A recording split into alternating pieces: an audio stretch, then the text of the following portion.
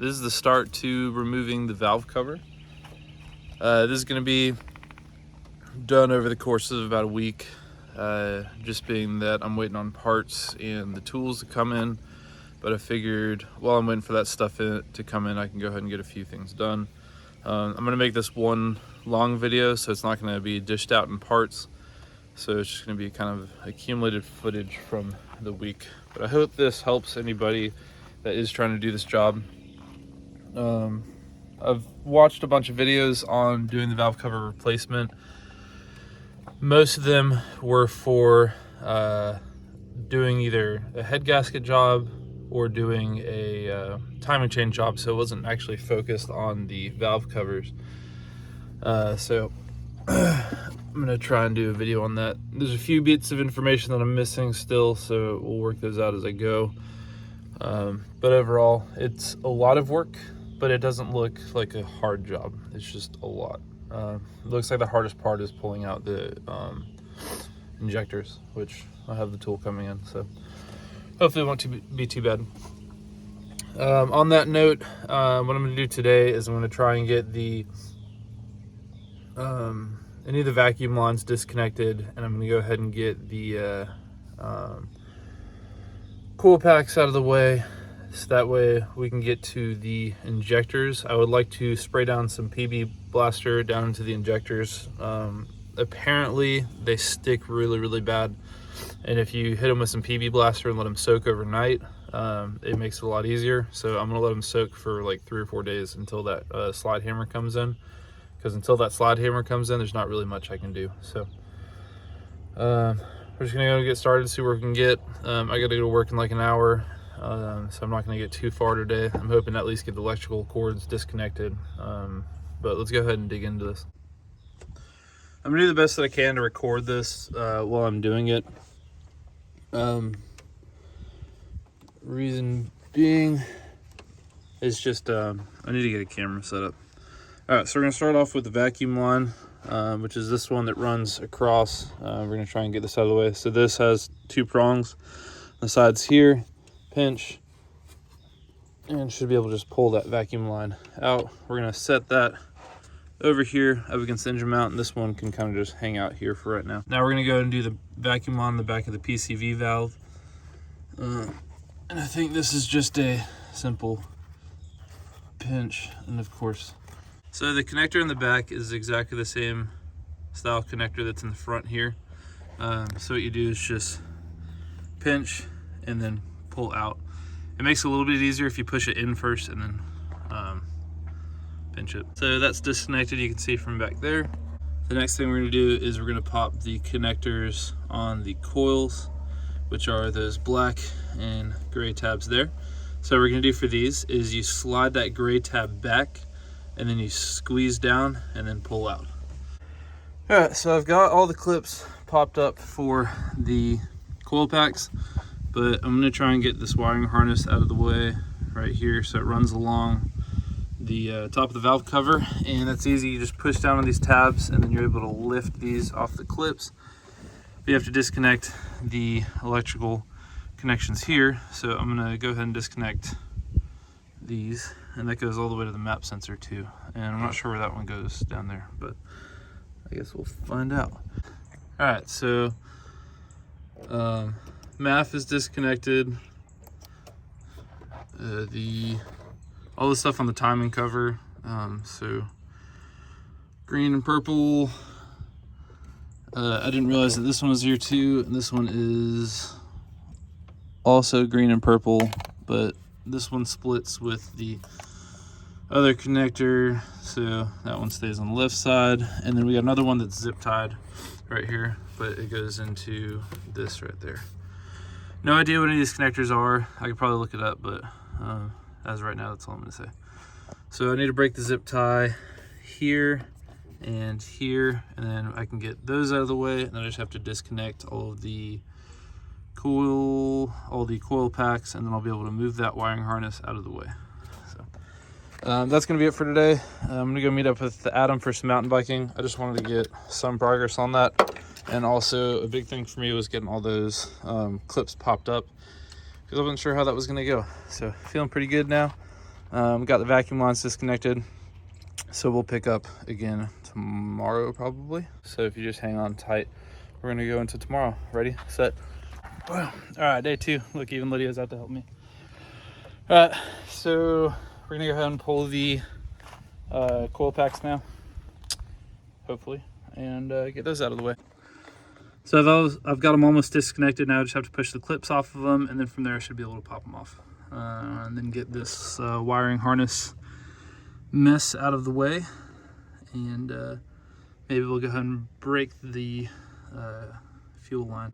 All right, so to remove this wiring harness, you do have to break free a couple of these like zip tie clips. I did break the one down here. The zip tie actually just broke off, and then it's an 8mm bolt that holds down. You can see that ground wire. Let's see if it'll focus. No, right here. You can see it wiggling down there. So there's an 8mm bolt that you have to unfasten there. That's this. So we're just gonna pull that up and out of the way now. You can see that's the one I just unfastened. I'm gonna put this bolt back in loosely so that way I don't lose it. Just so that way you can actually do the open hole there.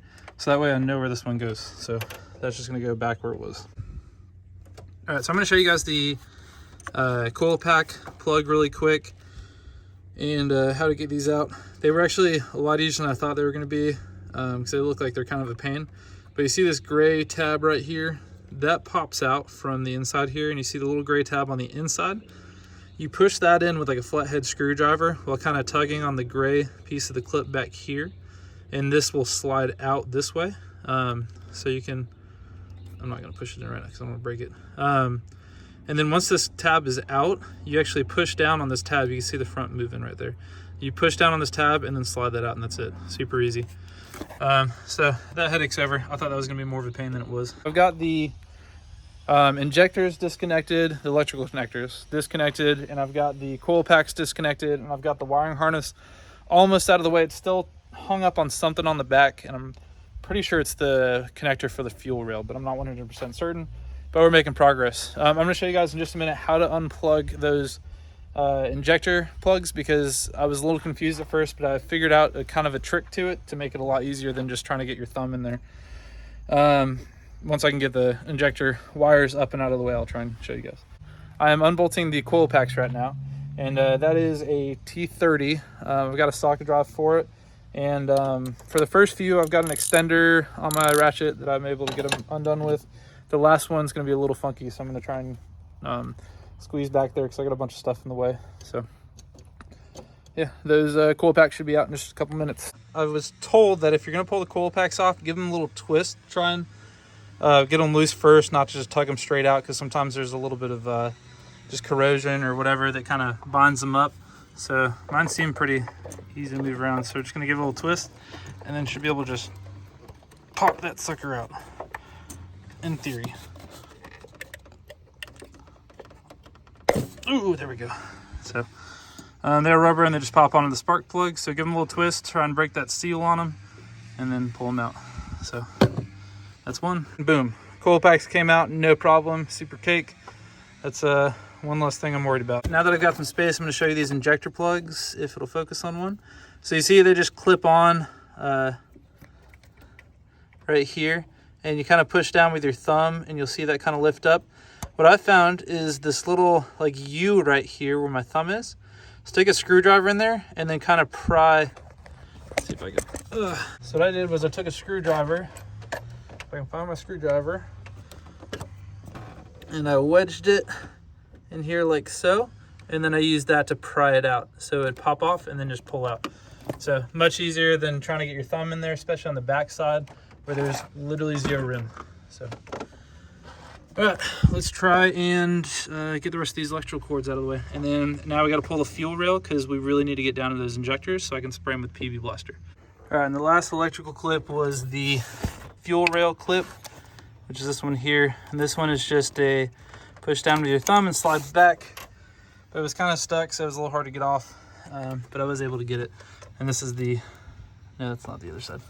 Somewhere over here is the other side of the connector. I don't know where it went. Hopefully it didn't break. I don't think so. Oh, it's over here. Okay, it's on the back side. So it's this one right here. So you can see it's kind of dirty and it's a little hard to break free, but we're good. All right, so I went ahead and disconnected that fuel rail that runs over top of the motor, and I've disconnected all of the pipe fittings for the fuel rail. So now that's a 10mm bolt. I'm breaking those 4 free. Should be able to pop out the fuel rail after that. And then we have to figure out how to get this out of the way because I'm not entirely sure. But after I get down to the injectors, I think I'm gonna call it a day because I just really want to get in there so I can spray them down with some PB blasters so they can soak overnight. All right, injector rail is out. You can see I lost 1 O-ring. All right, so I got the fuel rail off and we're down to the injectors now. I do not want to pull the injectors yet anyways until we get the new valve cover and everything else in.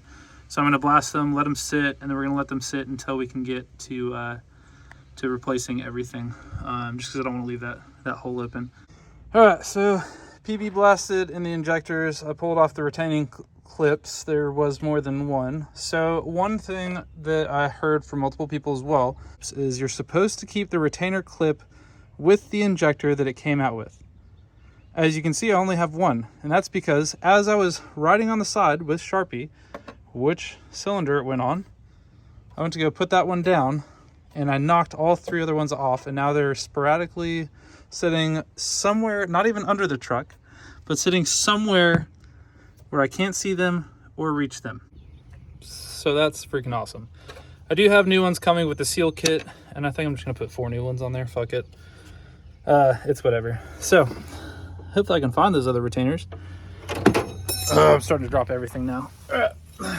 So I'm done for today. I'm starting to make a mess, so I think we're good for today. But we did get down in the injectors, which is where I wanted to be. I was able to hit them with some PB blasters, so those should be easier to come out. I'll probably hit them again tomorrow in hopes that the new valve cover is going to be in Monday. I'm going to go ahead and cover up the end of the pipe fittings as well as the fuel rail with tape, so that way nothing gets into the fuel system. And yeah, I'm going to try and find those retainer clips, but I'm going to call it a day. I'm starting to make a mess. I'm starting to knock stuff over, and I'm starting to get frustrated. So luckily I'm at the end of where I wanted to be today anyway. All right, then we're going to pick up on the next day, which is going to start right now. All right, we're back on another day, and we're going to try and pull these injectors real quick. So had them soaking in PB blaster for about 36-ish hours. And I got the slide hammer in yesterday, 2 days ago actually. So yeah, it's been about 48 hours of soaking. But we're gonna go ahead and just try and pop those real quick. Still haven't gotten the new valve cover in, and still waiting on the seals for the injectors. I did get the seal tool to reinstall the Teflon. So we're still kind of waiting on parts. So I'm hoping the injectors come out no problem, and we can just, once that valve cover comes in, we can just swap it out and go. All right, so we got our slide hammer. I'm not going to do a video showing how to use a slide hammer. If you're interested in how to use a slide hammer, how to pull the injectors, and how to do all new seals on the injectors and reinstall them, I'm actually going to post a link on here up in the description from Atlantic British. They have a really good description of that video where they've actually got the head out of the truck, and they show you how to use this tool properly, how to use the other tool for installing the Teflon rings and all that stuff. And it's a really good video, and it's really good learning tool where you don't have all the stuff in the way. I don't have to worry about lighting and blah blah blah. All right, that's injector number 1. You see there's a good bit of carbon buildup on there. This is a pain to get out. The hardest part was just getting it to lock in where it needed to go. Number 2 is up. All right, and injector number 3 is out, and I think injector number 4 is going to be interesting. I'm going to show you guys why. All right, so the problem we have now is that the slide hammer will not fit back in that corner and allow me to hit the hammer. So I need to figure out how to get rid of this here. All right, so we just removed that whole middle piece. 2 screws, I'll show you where those are, and that was easy. The amount of room that just provided me is exponential.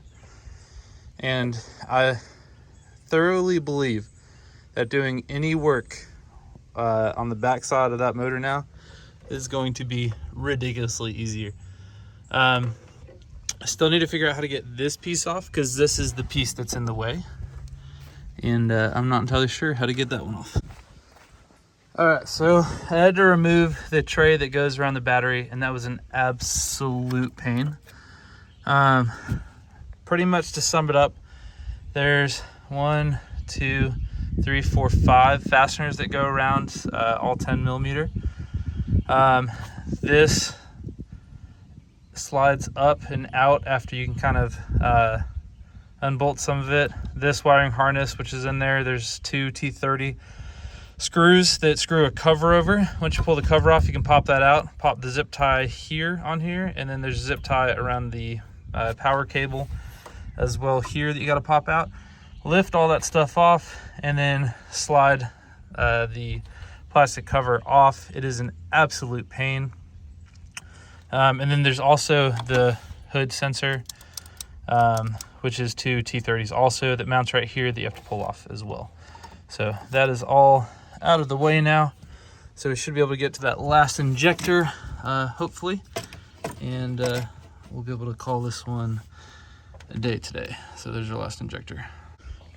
The other thing about this last injector is there's a bunch of vacuum lines and coolant lines in the way. So we're going to be really, really careful not to hit any of those because they're all plastic except for this metal one here. Hopefully we won't break anything because I really don't want to replace anything else. So fingers crossed. And that is officially the last injector out. Those were a huge nervous part because I know people break these pulling these out and it becomes an absolute heinous mess getting them out. So we are good to go. Now we just need to unbolt the valve cover, and because all those bits in the back are now gone, it should be really easy to unbolt and pop out and then move forward and that new valve cover comes in. So we're going to take a pause on this for probably a couple of days and try and pick back up. I believe the parts are going to be here by Wednesday. So we'll probably pick back up later this week at some point. In the meantime, like I said, I'm going to get some cleaner and I'm going to clean these up really good. And I'm also going to get hopefully the seal kit in for these, and then I will get the seals all ready for these so that way they're sitting aside. So all I have to do when the time comes is get the new valve cover, pop it into place, and move on. While this is open, I do plan on checking the timing chains, because once I pull this cover, I'll be able to look at them right here where the fuel rail used to be, and hopefully those are not bad. The previous owner said that he wasn't sure if the timing chains have ever been done.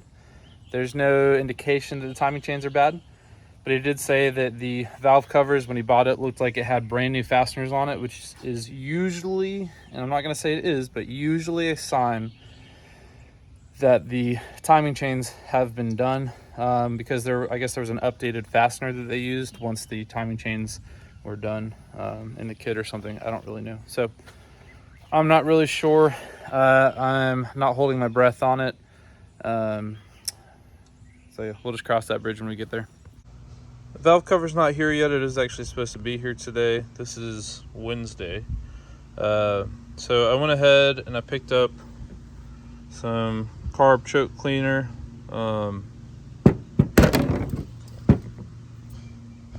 And I went ahead and sprayed down the injectors and cleaned them up, so I got most of that carbon off there. Not perfect, but they were way better. The whole end of these was covered in carbon, and then this is all dirty and stuff, so now they're cleaned up. I still need to get the other side just kind of washed up real quick and do the O-rings. So